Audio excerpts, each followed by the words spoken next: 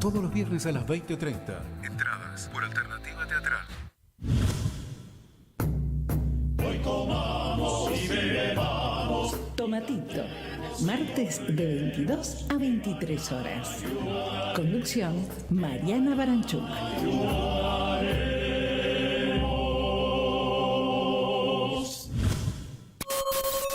¿Cómo puedo hacer para escuchar Radio Caput en el celular?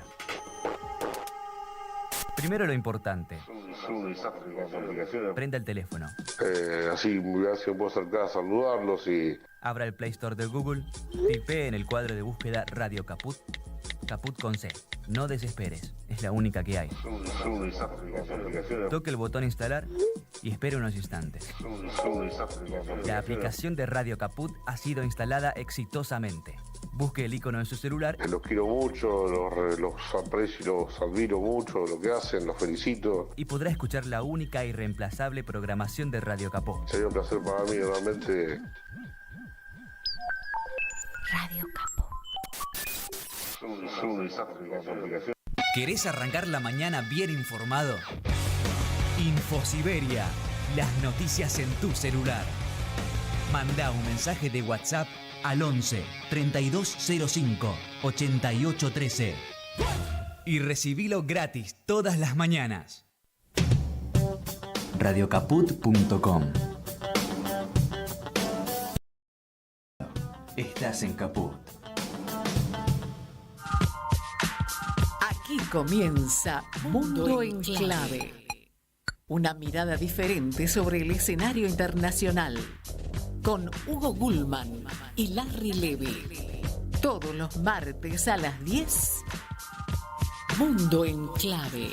En Radio Caput.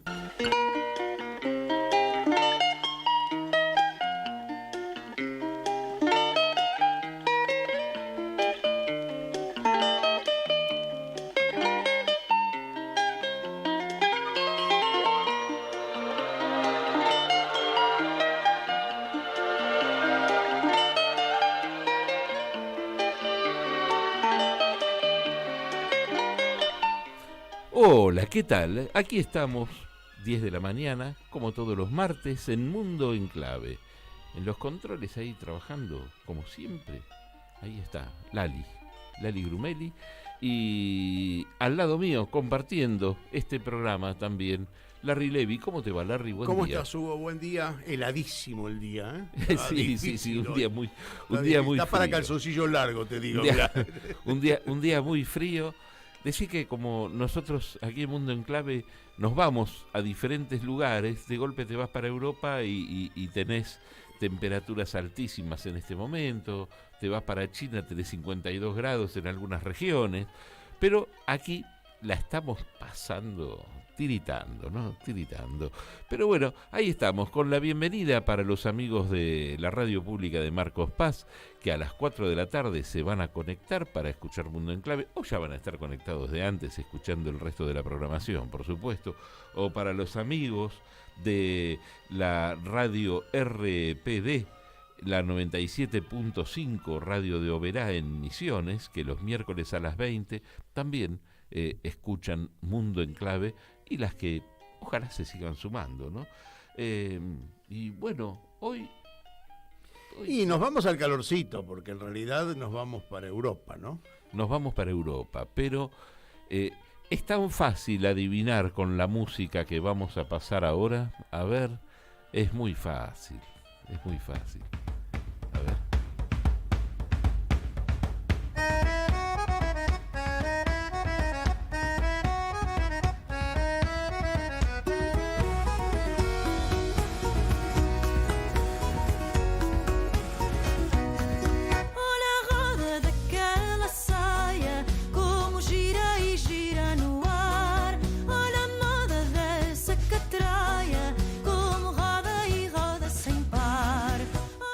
Pero nos corremos, por supuesto. Pero vos sabés que hay una mixtura interesante con el país vecino de ellos, con el norte. Sí, porque el ritmo es muy parecido. Sí. El ritmo es muy parecido y podría interpretarse como una música típica de una zona y no de un país. Tal cual. Entonces, podríamos confundirlo. Pero quien haya escuchado las palabras y sepa un poquitito, se da cuenta enseguida. Porque es muy parecido. El otro día justamente estuve viendo una serie, que era una serie gallega. Bueno, el país es Portugal, ¿no? Porque como hoy no trajimos premios para repartir a los que adivinan, lo contamos. Pero el otro día estaba mirando una serie gallega, justamente, ¿no? Y tiene tanta similitud con el portugués. El país es Portugal, es un país precioso. La cantora se llama Cuca Roseta, Roda da Saia se llama el tema, y Cuca Roseta forma parte de una cantidad de músicos muy jóvenes, ¿no? Muy jóvenes, nuevos, que cantan el fado portugués justamente, y que incluyen algunos elementos de rock, de música electrónica. Hay mucho de eso, y también hay muchos cantantes populares que no cantan fado, pero jóvenes, muy jóvenes, ¿no? Yo te voy a nominar para el Oscar de la música y la fusión del mundo, porque en realidad, recorriendo el mundo como recorremos cada semana, vos encontrás esa música que otros no escuchan, o que no escuchamos porque la distancia, por las costumbres, pero esa fusión que vos hablas de ritmos antiguos o propios de cada lugar, folclóricos, con el rock, con otros ritmos más modernos, realmente es una forma de llevarnos a conocer otras culturas, ¿no? Te digo que si Radio Caput o el programa, la producción de Mundo en Clave tuviera plata para que uno viaje, yo traería mejor música todavía. Pero también podemos pedir una hora más en alguna hora nocturna para hacer solamente un programa Música en el Mundo.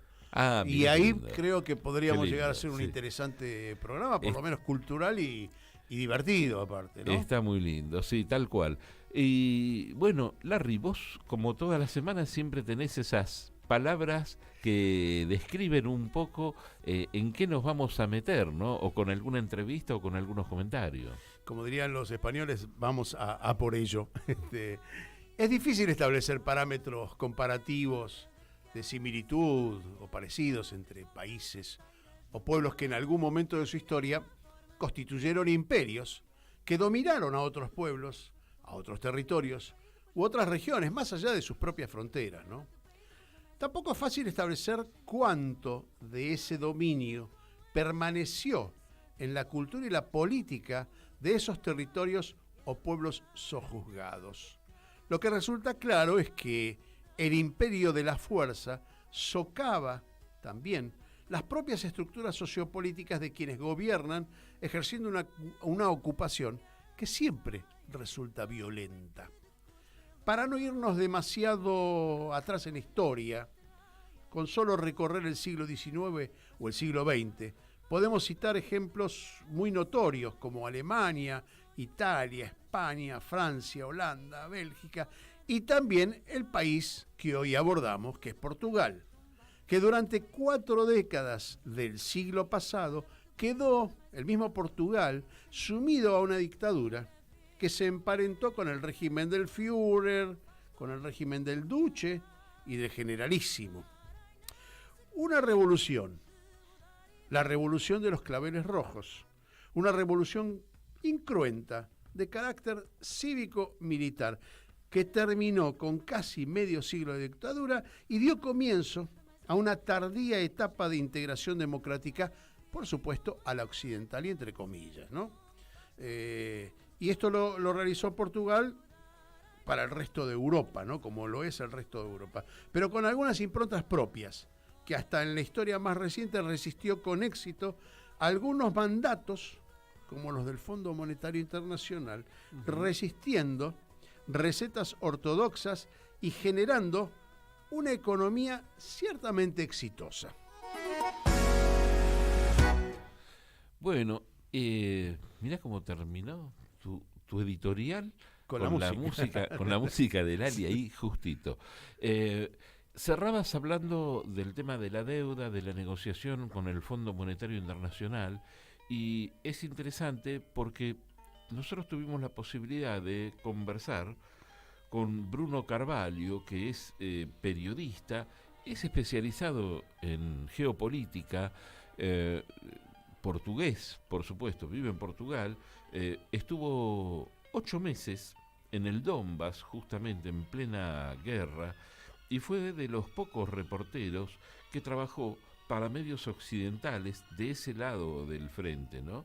Trabajó para la CNN de Portugal, para Euskal Televisa, para Público, para Gara, para NOS, para unos cuantos medios, pero esta especialidad en geopolítica le permite tener un gran conocimiento, inclusive sobre lo que pasa en Argentina, ¿no? Con algunas confusiones. Sí, fuera de micrófono seguimos charlando después de la entrevista y demostró también que América Latina para él es importante como referencia, ¿sí? Tal cual, tal cual. Bueno, con un español espectacular, porque tuvo la oportunidad de aprenderlo, de vivir algún tiempo en Venezuela, otro tiempo en España. Tuvimos la posibilidad de comunicarnos y justamente traigo el tema de la deuda con el que Larry cerraba su comentario, porque es justamente el primer tema que conversamos con Bruno Carvalho. Así que si les parece, escuchamos la entrevista y después seguimos profundizando un poquito más en Portugal. Bruno, la primera pregunta es ¿cómo están las cosas en Portugal actualmente después de todo el proceso de endeudamiento que tuvo y las negociaciones por la deuda externa? Agradezco la invitación para la entrevista. Yo lo que puedo decir de Portugal es que fue una experiencia muy dura la que vivimos en esos años, sobre todo entre 2011 y 2015, en que, bueno, tuvimos un gobierno bajo el mando de la Troika. Pues los principales partidos pactaron con la Troika varias medidas políticas que agravaron mucho la vida de los trabajadores portugueses. Bueno, un poco lo que pasó en Grecia, en España. Y realmente la situación fue muy, muy, muy dura. Después de esos 4 años de ese gobierno, la izquierda parlamentaria ha conseguido tener un gobierno liderado por el Partido Socialista, con el apoyo del Partido Comunista, del Bloc de Izquierda y del Partido Los Verdes, que es un partido ecologista, y trataron sobre todo acabar con buena parte de esas medidas porque consideraban que la solución presentada por la Troika explico, es el Fondo Monetario Internacional, el Banco Central Europeo, la Unión Europea, y que buena parte de esas medidas agravaban más la situación que la mejoraban. Según los economistas del Partido Socialista, mejorar las condiciones de salarios de los trabajadores en Portugal también estimulaba la economía, aumentaba el consumo y por lo tanto las medidas contrarias empeoraban la economía. En realidad, muchas de las retirar esas medidas, mejorar los sueldos de los trabajadores, alivió mucho la situación y ahora Portugal, desde el punto de vista económico, está en una situación muy positiva. Sigue pagando parte de ese préstamo, pero realmente hay situaciones mucho más favorables. Yo lo que puedo decir es que había 2 formas de ver la situación, cómo lidiar con esa deuda. Una de ellas era hacer todo lo que el Fondo Monetario Internacional quería y la otra era pues romper con esa línea. Muchos de los que estaban más a la izquierda incluso lo que decía es que no hay que pagar la deuda, había que renegociarla con condiciones mucho más favorables, pero que no era correcto, no era justo, sobre todo porque lo que pasa en Portugal, en Argentina, en Grecia, donde sea, es que siempre son los que no provocaron la crisis los que están pagándola, que son los trabajadores, no son los banqueros, no son las élites económicas, pero los trabajadores los que están pagando ese infierno de perder la casa, perder el trabajo. ¿No les trajo castigos por parte de los grandes poderes? Porque aquí el gran temor es eso, siempre es por lo que te asusta, no lo que viene es peor si no pagamos, si no aceptamos las condiciones. Yo creo que al principio hicieron ese chantaje, pero la verdad es que el Partido Socialista es uno de los partidos de las élites, ¿no? Lo que pasa es que para gobernar necesitaba el apoyo de la izquierda y por lo tanto tuvo que ceder en muchos temas. De todas formas, algunas de las medidas estructurales, algunas privatizaciones, o sea, que el Estado debería haber renacionalizado esas empresas y no lo hizo, ¿no? Entonces fue como una solución mixta en el sentido en que no dejó de ser un gobierno del Partido Socialista muy amigo de los banqueros y de las grandes empresas, pero ha tenido que ceder a la izquierda en medidas que fueron importantes para los trabajadores. Pero en ningún momento el chantaje de la Unión Europea viene sobre todo muchas veces sobre cuestiones muy concretas, ¿no? Por ejemplo, ahora tenemos la crisis de la inflación y la Unión Europea está diciendo a los gobiernos de Europa que no pueden ayudar con medidas sociales a los trabajadores, ¿no? Con pagas sociales a la gente más pobre que pierde el trabajo. Y eso es que es negativo porque ayuda a aumentar la inflación. Dice, pues, la señora que ahora es la presidenta del Banco Central Europeo, que curiosamente era la presidenta del Fondo Monetario Internacional, la señora Lagarde, que justamente cree que lo que puede empeorar la inflación es ayudar a los trabajadores. O sea, que no solo los banqueros, no solo las empresas, que están aumentando muchas veces de forma artificial, utilizando la excusa de la guerra para aumentar su plusvalía las empresas, ¿no? Bruno, ¿y cuál es el papel en este momento de Portugal con respecto a la guerra? ¿Cuál es la posición de Portugal con respecto a la guerra en Ucrania? Portugal tiene una posición claramente atlantista. Portugal es uno de los fundadores de la OTAN. Recordemos que la OTAN fue fundada con Portugal siendo una dictadura fascista. Lo digo porque muchas veces hay gente que dice, bueno, dentro del marco de lo que son los principios de la OTAN está la libertad, la democracia, etcétera, etcétera, etcétera. Pero recuerdo, por lo menos mi país era una dictadura fascista y fue uno de los fundadores de la OTAN. Entonces, yo creo que como en casi todos los países de Europa, las fuerzas que son más pro-otanistas son justamente estos partidos liberales que muchas veces se dicen de izquierda, los partidos de la Internacional Socialista en este momento son los que están más involucrados en la guerra, y también algunos partidos conservadores, naturalmente, ¿no?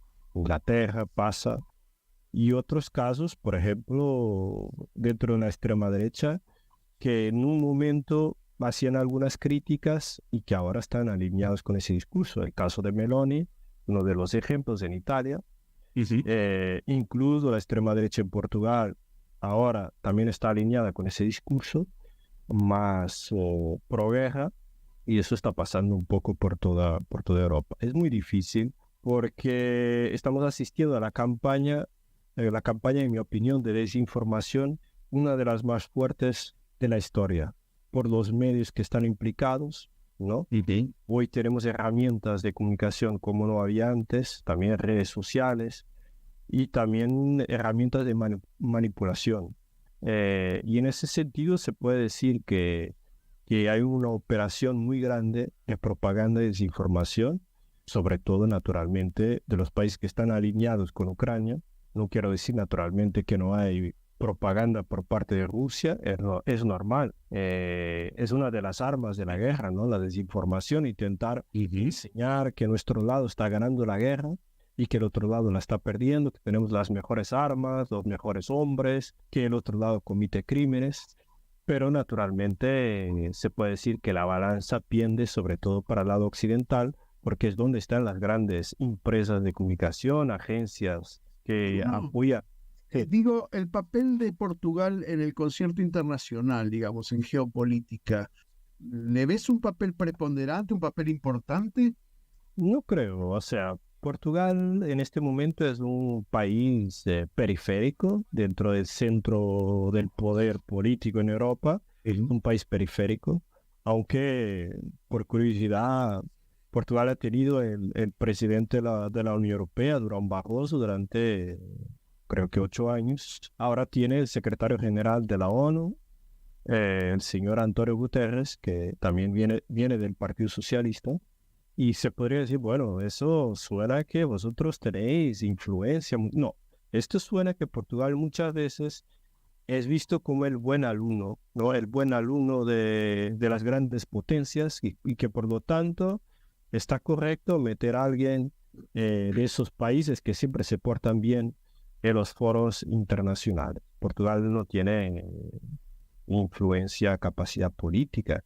Es una economía muy modesta dentro de Europa. Desde el punto de vista militar, no tiene una fuerza, o sea, significativa.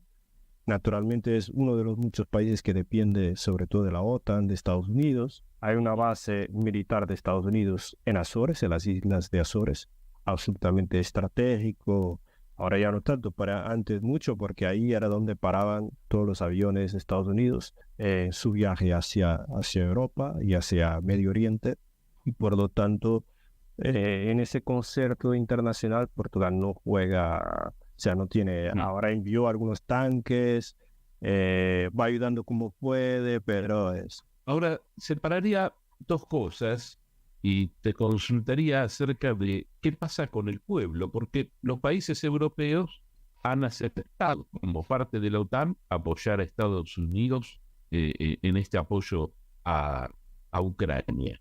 Pero el pueblo portugués también está consustanciado con esa idea, o preferiría que no se metiera Portugal, que no tuviera tanta adhesión. Los portugueses son uno de los pueblos de Europa que más apoya a Ucrania.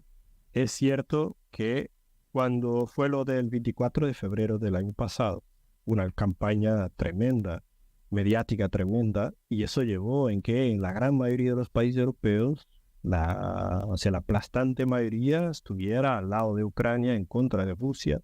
Eso hay algunas excepciones, Grecia sobre todo, un país que tiene muchas relaciones con Rusia, que tiene una gran importante comunidad, la comunidad más grande ortodoxa, la misma religión, ¿no? También el caso de Serbia, por ejemplo. En Italia también hay muchas conexiones con Rusia, pero Portugal no.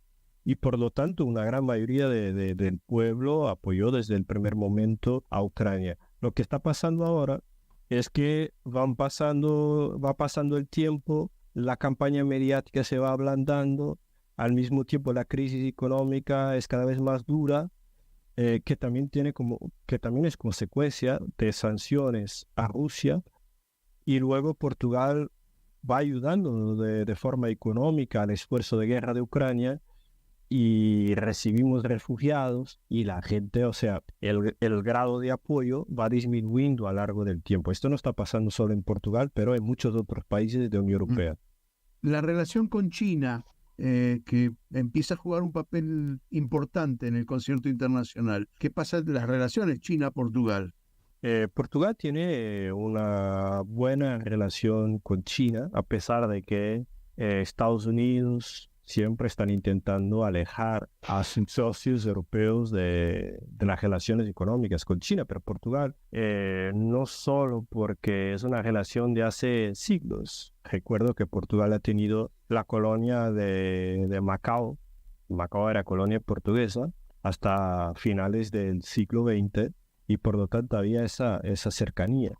Y luego, naturalmente, como casi todos los países del occidente, una gran dependencia de China. Los gobernantes portugueses intentan tener siempre un discurso blando con China. En ese sentido, hay que mantener buenas relaciones con China. Y yo creo que es muy importante entender que están habiendo cambios estructurales en la geopolítica. Y esto significa también, en mi opinión, que a largo plazo el grande perdedor de esta guerra geopolítica que se está generando, no hablo solo de Ucrania, estoy hablando de algo que venía ya desde antes, que es un mundo cada vez más multipolar, con Estados Unidos perdiendo cada vez más protagonismo en la economía mundial. El gran perdedor seguramente será Europa occidental, será la Unión Europea. Unión Europea depende mucho de Estados Unidos, sobre todo desde el punto de vista militar. Nunca ha sabido garantizar su soberanía, ¿no? Y la pierde luego de la Segunda Guerra Mundial, cuando viene el Plan Marshall, ¿no? Y la Unión Europea a partir de ahí depende mucho de Estados Unidos. Recordemos que Estados Unidos tiene en Europa muchas bases militares, miles de tropas y ojivas nucleares también. El gran perdedor, si hay una guerra mundial, será siempre Europa, porque será siempre el eslabón más débil de toda esta cadena. Bruno, bueno, te agradecemos muchísimo este contacto con Argentina y seguiremos atentos a lo que pasa en Portugal. Sí, claro que sí. Muchas gracias yo de mi parte. Bien, ahí estábamos conversando con Bruno Carvalho, que es periodista especializado en geopolítica y con una gran experiencia, ha viajado bastante desde Portugal a otros países. Y déjame hacer algunas observaciones que son interesantísimas. En principio, el grado de objetividad con la que nos informó hay que destacarlo, porque lo hizo con un profesionalismo increíble. Es difícil encontrar, ¿sí? Lo que sí pone de manifiesto es la mirada que tiene Europa sobre América Latina y su centralismo, su europeísmo centralista, ¿no? Un ombligo político importante constituye Europa con respecto a lo que ven en América Latina, como si América Latina fuese de soslayo, ¿no? Una cosa de costado para mirar. Y esto lo pone de manifiesto Bruno, lo mira desde ese punto de vista y nos informa con absoluta objetividad. Y quiero destacar que y habla también de cómo va cayendo Europa, ¿no? En la decadencia de ¿no? Europa, esa gran la decadencia. sumisión a Estados Unidos la pone de relieve, me parece que es muy importante y de algún modo él expresa solapadamente su posición, porque habla del socialismo y hace una gran crítica al socialismo europeo, al socialismo portugués en última instancia, pero al socialismo europeo, que es la socialdemocracia, donde hay un pacto con el capital muy fuerte, y él habla también de la plusvalía, habla de esas cosas que no se hablan, y pone de manifiesto con la crisis que está teniendo Europa en lo económico y en lo político, ¿no? Me parece que es sumamente importante ponerlo de manifiesto. Me parece que Bruno nos dio una lección de cómo nos ven y cómo ven el mundo desde Europa.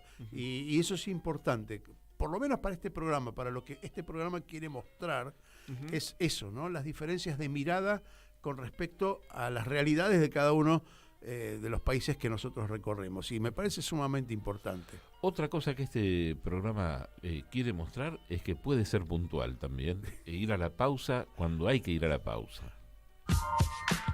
Enseguida volvemos con más Mundo en Clave. Siempre en Caput. En Caput Yo estoy a favor de que uno puede elegir. pasan cosas. Las que no quieren el aborto son las que tienen plata para pagar en los grandes sanatorios un aborto. Nosotros somos mujeres pecadoras, es un desastre. De todas las ricas abortan. Pero como son católicas así de pacotilla, no son pecadoras. Y las van a rezar todos los domingos, se cambian para ir a misa de 12. Nosotros somos mujeres pecadoras. Pero esto no es de ahora, querido. Radio Caput. Esas cosas. Telam Digital. Información en tiempo real. En telam.com.ar. Toda la información que necesitas.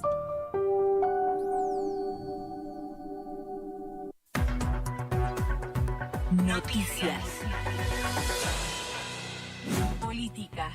Los países en desarrollo deben ser receptores de un financiamiento sustantivo. Lo afirmó el presidente Alberto Fernández al exponer en la tercera cumbre de jefas y jefes de Estado y de Gobierno de la Unión Europea, CELAC, donde celebró la conformación de este espacio de diálogo birregional para abordar los desafíos comunes que enfrentan ambas comunidades. Por otra parte, el jefe de Estado remarcó que la República Argentina está convencida de que una solución duradera a la situación de Ucrania solo será alcanzada por medios pacíficos. Fútbol. Por la Copa Sudamericana, Estudiantes recibe a Barcelona de Guayaquil. El encuentro se jugará a partir de las 21 en La Plata, con el arbitraje del brasileño Wilton Sampaio y transmisión de D-Sports. De esta forma, el Pincha buscará revertir la derrota sufrida la semana pasada en Ecuador por 2-1 para poder instalarse entre los 16 mejores de la competencia.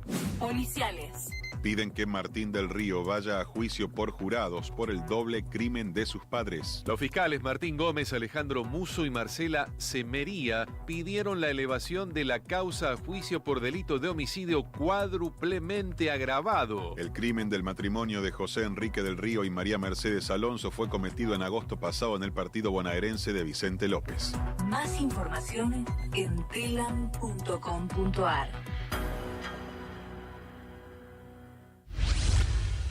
Operativo Clamor.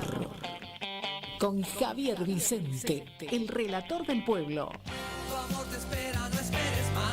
Operativo Clamor. Los jueves a las 14 en Caput.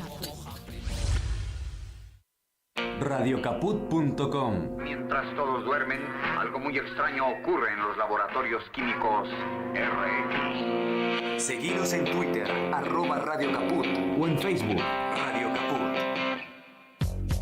Seguimos con otra vuelta al mundo en clave. Aquí en la mañana de Radio Caput.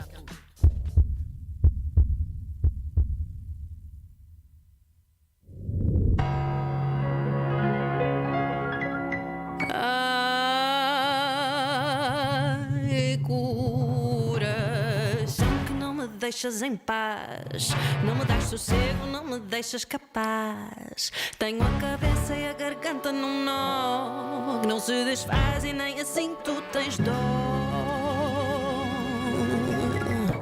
Sinto-me tonta cada dia pior. Já não sei de coisas que sabia de cor. As pulsações subiram quase para mim. Estou louca, completamente senil.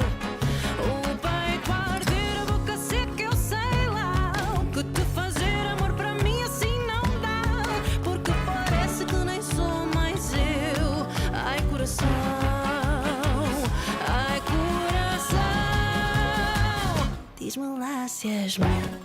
Y esto que está sonando se llama Ay Corazón, canta Mimi Cat, también artista muy joven, ¿no? Uh-huh. Y bueno, parte, vos fíjate que es una música nueva, pero no deja de tener esa reminiscencia, esa años 50, ¿no? Sí, del centro de Europa.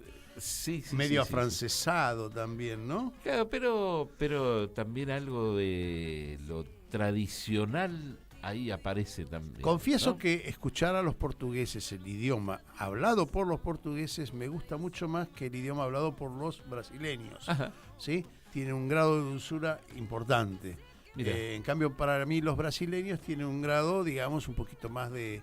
No sé cómo definirlo. Me resulta más dulce el portugués. Mira, bueno, puede ser. También, ¿sí? También Brasil más difícil de entender también, ojo. Brasil es muy, muy grande, sí. y una cosa es que hable un paulista, otra cosa es que hable un carioca. Los comprendés, por ejemplo, al carioca a veces te habla y parece chino, y el paulista es más sencillo de entender y cambia mucho en cuanto tiene a que ver como cambia nuestro país. Claro, tiene que ver con las culturas que se desarrollan en una gran mixtura, ¿no? de influencias. Sí. No así los europeos, que es como que conservan hace siglos sus improntas, sus sellos, ¿no? Escuchá cómo suenan estos acordeones. Escuchá. A ver si tenemos ahí, porque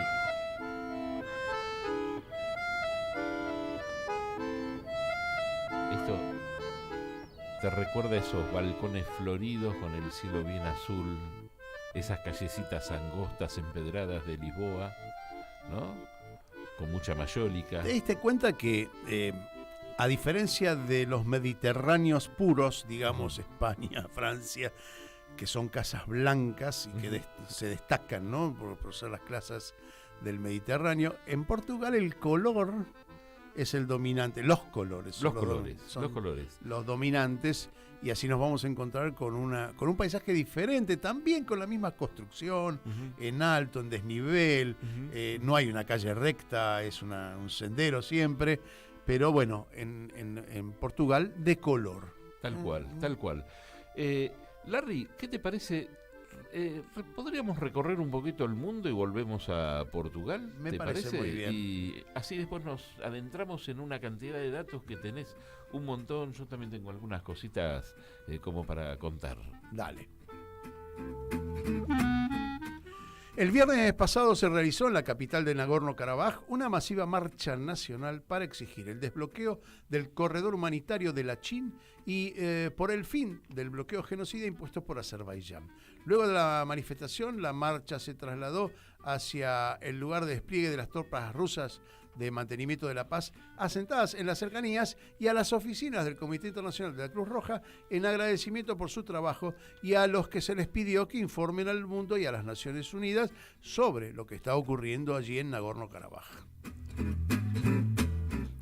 México, en 2 operativos simultáneos, las autoridades rescataron a 303 migrantes hacinados en un camión y en un acoplado, originarios de Guatemala, Honduras, El Salvador, Nicaragua, Cuba y la India. El primer caso ocurrió en la carretera Orizaba-Puebla durante un operativo rutinario de verificación. El segundo fue la detención de un camión mal estacionado a la vera del camino. Ninguno de los ocupantes de los vehículos pudo acreditar su estancia regular en el país. Las familias, las niñas, niños y adolescentes no acompañados fueron derivados a los servicios sociales del Estado, mientras que los adultos fueron llevados a realizar los trámites migratorios correspondientes. El cambio climático causa cada vez más daño en América Latina y el Caribe. Un nuevo informe regional de la Organización Meteorológica Mundial muestra que en los últimos 30 años las temperaturas aumentaron 0,2 de grado por década, la tasa más alta de la que se tiene constancia. El estudio destaca el círculo vicioso del creciente impacto, como la sequía prolongada que generó en un descenso de la producción hidroeléctrica, el aumento de la demanda de combustibles fósiles, el calor extremo y la desertificación de los suelos, que dio lugar a incendios forestales sin precedentes y provocaron los mayores niveles de dióxido de carbono en 20 años.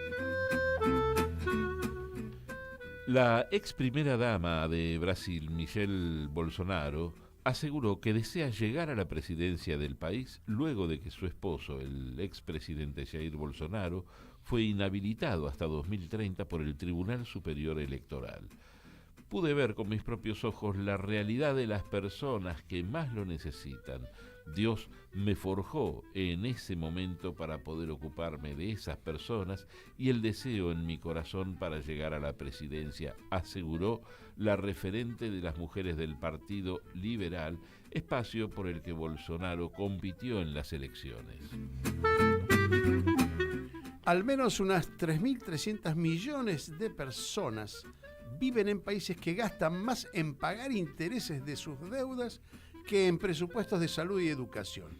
Mientras que en las últimas 2 décadas en el mundo la deuda pública se multiplicó por 5, el PBI solo lo hizo por 3, de acuerdo al último informe de Naciones Unidas. En ese marco y en la reunión de ministros de Finanzas y representantes de bancos centrales del G20, que finaliza hoy, la ONU destacó la necesidad de reestructurar, suspender pagos, plazos más largos y tasas más bajas para los países pobres y de renta media en situación vulnerable. Rusia acusó a Ucrania de perpetrar el ataque del lunes contra el puente que une su territorio con la península de Crimea. Ofensiva en la que murieron 2 civiles, según informó el gobierno ruso. El ataque contra el puente de Crimea fue llevado a cabo por el régimen de Kiev, afirmó el portavoz del Ministerio de Relaciones Exteriores, María Zaharova. Una pareja de civiles murió y su hija resultó herida, indicó el Comité de Investigación ruso. En tanto, una fuente de los servicios de seguridad ucranianos admitió a la agencia Associated Press que las fuerzas de su país están detrás del ataque llevado a cabo con drones navales. Y cerramos con el conflicto también. El presidente de Ucrania, Volodymyr Zelensky, no pudo asistir a la cumbre de jefes de Estado de la Unión Europea y la CELAC en Bruselas, la capital belga. ¿Las razones? En primer lugar, su país no forma parte de ninguno de los bloques convocantes y, en segundo término, que Europa priorizó la agenda de revitalización de relaciones con América Latina y el Caribe, región que condena las sanciones a Moscú y la integran, entre otros, Cuba, Nicaragua y Venezuela, países que fueron invitados, sí, a la cumbre. Una aclaración, para Hugo, porque tengo que aclarar algo. Sí. Nosotros no tocamos ni comedias, ni ni cosas del corazón. Lo de la esposa de Bolsonaro es una comedia insoportable de la política internacional. Sí, pero qué increíble, ¿no? Mientras uno lo leía, iba pensando, qué locura, ¿no? Si ella, por ejemplo, en Brasil y Patricia Bullrich en Argentina, ¿no? O sea, qué cosa ficcional casi, ¿no? Sí. Bueno, todo puede ser, ¿eh? Hoy en día todo puede ser. Bueno, yo no sé, yo acabo de pedir un bacalhau con natas. Uy, ¿de por qué ejemplo, se trata eso? A ver. ¿no? Que es uno de los platos típicos, que es una salsa de crema, en definitiva, las natas, ¿no? Viene con bacalhau, por supuesto, patatas, crema, leche y cebollas. Mientras lo voy pidiendo, después te doy a vos la lista para que elijas alguna otra cosa, a ver qué te gustaría. Lo importante sería saber si todos los ingredientes se pueden conseguir aquí. Porque en última instancia uno puede conseguir la receta y llevarla. Bacalao seguro, una vez al año siempre hay. Sí. Pero después todo lo demás también. En general sí se consigue, casi todo. Salvo, me parece que salvo de algunas regiones determinadas que se hacen más difícil por distancia, o porque llega muy poquitito. Pero en general hoy me parece que está todo mucho más integrado, ¿no? Es cierto. Pero mientras voy esperando, porque me dijeron que tengo que esperar un ratito para que me llegue la comida, ¿querés que veamos algunos datos duros? Me parece importante para terminar de conocer Portugal, por lo menos en los números, en forma empírica y no... El viaje lo haremos en otro momento, ¿sí? Bueno, para contarte y para que nuestros oyentes tomen una dimensión, Portugal, y Portugal es más chico que Neuquén. Neuquén tiene 94.000 kilómetros cuadrados más o menos, y Portugal apenas 92, digamos, 2.000 kilómetros cuadrados más pequeño. Es el país más pequeño de la Unión Europea, de los que están asociados a la Unión Europea. Tiene más o menos 10 millones de habitantes. En el contexto internacional, para ubicar a Portugal, esto que hablábamos con Bruno, que Bruno señalaba que era socio fundador de la OTAN, por ejemplo, ¿no? Es decir, Portugal es parte de Europa, pero más que nada ha integrado la OTAN desde la época de la dictadura, ¿no? En Portugal. Bueno, forma parte de la Unión Europea, forma parte de la OTAN, forma parte de la Organización para la Seguridad y la Cooperación Económica, lo que se conoce como la OCE, forma parte de la Organización Mundial de Comercio, la OMC, y del Consejo de Europa. El país como tal, Portugal, y con límites y con influencia política, con organización política, fue fundado en el siglo XII, ¿sí? Y ha constituido Portugal uno de los imperios de ultramar más importantes de la historia del mundo, de la historia, digamos, desde aquellos siglos hasta ahora, y ha tenido una cantidad importante de territorios que han formado parte del imperio portugués. Brasil, Angola, Mozambique, Guinea-Bissau, Cabo Verde, Santo Tomé y Príncipe Macao, Damao, Timor Oriental, lo que ha ayudado también a transmitir parte del avance de entonces de la Europa incipiente, ¿sí? La economía de Portugal ha dado un vuelco importante a lo largo del siglo XX. Una economía que se sigue manteniendo ciertamente primaria, porque no tiene una gran industria. No vemos productos Made in Portugal en cantidad. Tiene una economía más o menos constituida, con el 70% de economía privada y un 30% de participación estatal.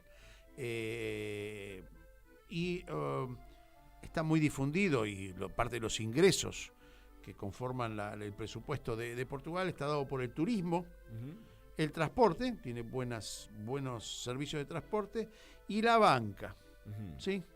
El comercio exterior en un 70% lo realiza a través del mercado común europeo, digamos, es la Asociación Europea, que son los socios más importantes del mercado portugués. Tiene algo de industria automotriz, eso sí tiene. Tiene después, tiene energía, y después la construcción y algo de alimentación. Sí. Tampoco sumamente fuerte, pero son los rubros donde más destaca de alguna manera, ¿no? Bueno, y una de las cosas más destacables de su economía es esto que comentaba Bruno. Un porteño y del barrio, diría, se le paró de manos al Fondo Monetario, o lo que él llamaba la Troika, que es el Fondo Monetario junto con el Banco Europeo y la Unión Europea, que le exigían el pago de una deuda que se había contraído en términos bastante discutibles, y cuya devolución en los términos que querían la Troika era imposible de hacerlo. Se plantó, dijo: en esos términos no lo vamos a devolver, nosotros necesitamos crecer, no sé si te suena, necesitamos crecer para pagar la deuda. Que derrame. No, en realidad no. Es decir, tenemos que generar ganancias y con eso pagar, no con ajuste. ¿Sí? Y esto es lo que, de alguna manera, el campo nacional y popular está dirimiendo en este momento. Para este año, Portugal espera crecer insólitamente un poquito más que toda Europa.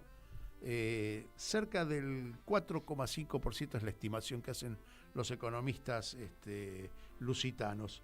De alguna manera, no sé si habiendo usado o no la frase de Néstor Kirchner, pero la actitud fue: los muertos no pagan. Sin ninguna duda. Esa fue la base de la negociación y es una frase que deberíamos usar ahora también, y varios países, y no solamente Argentina. También, porque debe haber contado también con buena formación, o debe haber encarado una buena formación también de los trabajadores, porque contó con una mano de obra calificada, además de un entorno empresarial favorable. Se ve que se pudo negociar con los empresarios como para que acepten, digamos, siempre por conveniencia, no por bondad, ¿no? A ver, vamos a establecer diferencia. Cuando los europeos nos miran a nosotros como cosa extraña, nosotros nos quejamos, ¿sí? Pero las cosas extrañas no son los trabajadores, no son los vulnerables, que constituyen un gran porcentaje de las poblaciones de América Latina, sino que los industriales también de allí, los empresarios, tienen una mirada nacional, cosa que acá no tienen. Yo no sé si hay empresarios acá, a mí me parece que hay señores feudales, por lo menos en términos de pensamiento, en términos de desarrollo. La mirada de lo que llamamos el empresariado argentino es un empresariado realmente feudal, extranjerizante, le importa muy poco el país, y esto lo demuestran, porque tendrían que estar apoyando un país que debe tanto, va a ajustar, va a influir en el consumo que ellos producen. Bueno, no parece funcionar la lógica en esos términos, ¿sí? Bueno, con casas matrices, inclusive algunas de las empresas que vos decís, pienso en algunos grandes supermercados, por ejemplo, que en sus países de orígenes tienen una rentabilidad del 3%, 4%, no supera el 4%, y acá tienen ganancias abusivas. Desmedidas, diría yo, ¿sí? Sí, bueno, totalmente. Sigamos un poquito con los datos para por lo menos hacerlo comparativo y tener una dimensión de lo que es Portugal con respecto a la Argentina. Siempre tenemos como referencia lo que vivimos nosotros a nivel nacional. El Producto Bruto de Portugal se acerca a los 300.000 millones de dólares, mientras que nosotros ya superamos los 500.000 millones de dólares. El Producto Bruto Per Cápita en Portugal se acerca a los $29.000 anuales, ¿no? Y en la Argentina 18.000. Esto marca diferencias de distribución y de estándar de vida, ¿sí? La tasa de desempleo en este momento en Portugal se acerca y es muy parecida a la nuestra, ¿sí? Con salarios mayores, por supuesto. Están en Portugal la desocupación alrededor del 6%. La tasa de inflación, esto es interesante porque va en baja y es una de las más bajas de Europa, llega al 1,5%. Y acá, fíjate este dato que es interesante en comparación con la Argentina. La deuda pública de Portugal constituye el 123% del PBI. Ajá. ¿Sí? ¿Cuánto es la deuda pública de la Argentina? El 111%. Quiero recordar que hace unos años era mucho menos del 70% acá en la Argentina, ¿sí? Ya saben quién fue el causante de este alevoso aumento de deuda con respecto al PBI. Y tiene una balanza comercial interesante, modesta Portugal, pero que ayuda a pagar esa deuda externa infernal que tienen en términos que ellos determinaron. Hablamos de $10.000 millones en el 2022 como balanza comercial. Te quiero comentar algo. Sí. No, perdona. No, dale. No. Solamente decirte que los principales socios comerciales, España, Alemania, Francia, Italia, Reino Unido, Estados Unidos, Brasil y China. Porque, esto también en algún momento lo hablamos con Bruno, acerca de que hace muchos negocios con China, y China, por supuesto, está interesada en hacer negocios con todo. Estaba pensando en los negocios con Argentina, justamente, porque tienen una historia comercial extensa. En 2021, por ejemplo, hay un dato que entre ambos países ascendió a 1.300 millones de euros. Argentina es el principal proveedor de carne de res, de soja y de trigo a Portugal, mientras que Portugal es el principal proveedor de bebidas alcohólicas y una cantidad importante de productos farmacéuticos y equipos de transporte a la Argentina, ¿no? Y después otro dato interesante es que hubo bastante cooperación en relación a la investigación científica, cooperación cultural, cooperación en el ámbito de las energías renovables. Y finalmente, antes de darte paso, el tema de la inmigración portuguesa, que es un fenómeno que no es tan lejano, que la mayoría de los portugueses que emigraron a Argentina lo hicieron durante el siglo XX, en particular en la década del 50, y que los principales motivos justamente tuvieron que ver con la pobreza, con la inestabilidad política y la búsqueda de mejores oportunidades económicas, y se asentaron fundamentalmente en las grandes ciudades de Argentina, como Buenos Aires, Rosario y Córdoba. Y cerquita de tu casa, por ejemplo, ahí en el barrio de Flores, hay toda una zona que es conocida como el barrio portugués. Mira vos. Bueno, en relación a lo que vos estás contando, la inmigración portuguesa tiene que ver con esto que les voy a contar. En 1932 asume el gobierno un golpe militar en Portugal, que era una dictadura de hecho, ¿no? Inspirada en esa onda que había en los años 30 en Europa. Dijimos, ¿no? El Duce, el Generalísimo, el Führer, todos ejemplos bastante difundidos por Europa en aquellos tiempos. Esa revolución duró ni más ni menos que hasta 1974, casi 49 años, lo cual sumió al país en una pobreza absoluta. Como todo golpe militar, tiene intereses que van muy por encima de los intereses de la población, de los vulnerables, de los pueblos. Y bueno, pauperizó a Portugal, ¿sí? En 1974 lo que se produjo un movimiento dentro de las Fuerzas Armadas, un movimiento de oficiales jóvenes, muy consustanciados con lo que estaba pasando socialmente en el país. Se llamó el Movimiento de las Fuerzas Armadas, el MFA. Y capitalizando ese descontento con ese régimen dictatorial que se había llamado por entonces el Estado Novo, sí, un nuevo Estado, pero que tenía muy poco de nuevo y mucho de de viejo y explotador, se produjo un movimiento muy pacífico. Salieron a las calles los oficiales jóvenes con las tropas y con claveles rojos, lo que se conoció como la Revolución de los Claveles, repartiendo a la población los claveles rojos. A partir de ahí se inició un periodo que no fue fácil reconstruir. Portugal tuvo sus vaivenes, tuvo sus crisis económicas, costó mucho sudor levantar de nuevo el país. No es un país al igual que el resto de los países de Europa. Iban con los claveles y ponían cada clavel dentro del caño del cañón del fusil, tenían. Que se convirtió en una imagen, ¿sí?, de aquel entonces, del año 75, 74-75, se convirtió en una imagen que se popularizó y se difundió por el mundo, ¿no? Ese fusil con el clavel rojo saliendo por el cañón. Bueno, esta es una de las historias más interesantes porque para los europeos es algo muy fuera de lo común, un movimiento de este tipo casi incruento, ¿sí?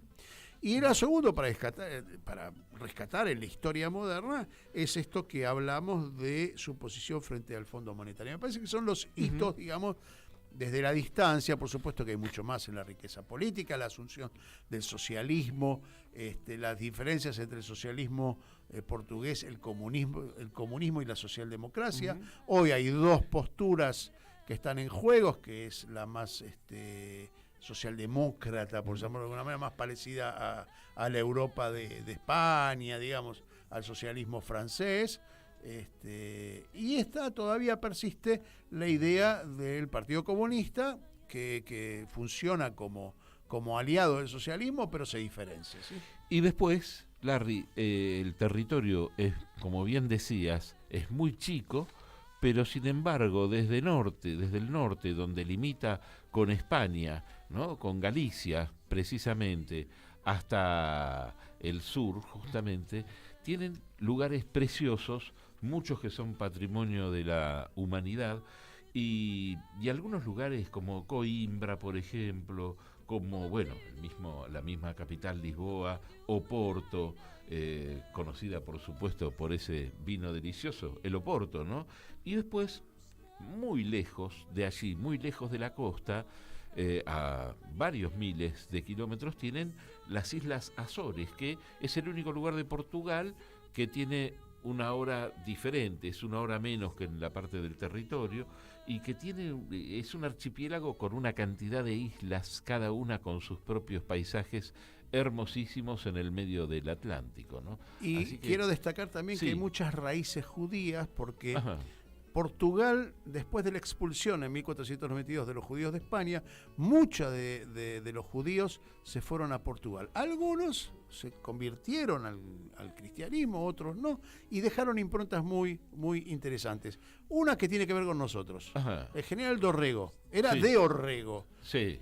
Yo invito al público que vaya. Nos tenemos que ir, Larry. Nos tenemos que ir. Bueno, dos palabras, que vayan al cementerio de la Recoleta a ver en el panteón donde está Dorrego.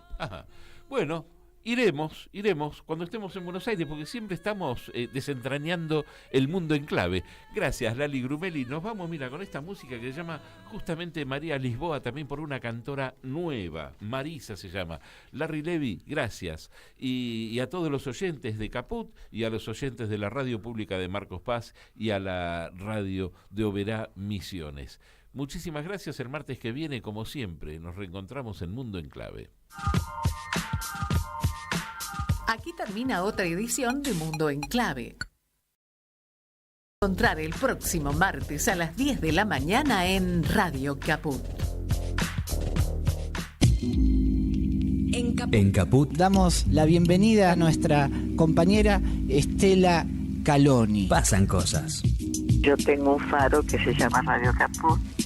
Hay un vigía del sur y otro vigía del sur ahí, y otros vigías del sur que nosotros tenemos que ver cuando nos llega el temporal, la nieve. Tenemos que mirarlo todo, porque estamos preparados para mirarlo todo. Estamos luchando desde hace mucho tiempo por la verdad histórica. Radio Caput. que es sobre la única cosa en que se puede edificar un país independiente y real. Esas cosas. Vuelve Esa Mujer. El cuento de Rodolfo Walsh.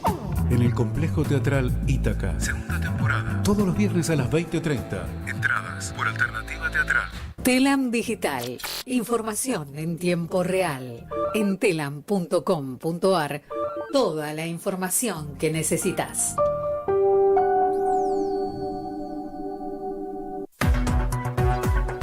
Noticias.